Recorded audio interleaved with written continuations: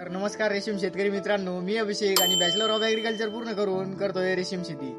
सध्या सकाळचे 9 वाजलेले आहेत आणि अगदी कोवळं ऊन पडलेलं आहे. तुम्ही बघू शकता, आपण ताडपत्री वर केलेली आहे आणि ग्रीन नेट तुम्हाला साधी बाजूला लागलेली दिसत आहे. आणि सध्या नुकताच आपण अळ्यांना पाला टाकलेला आहे.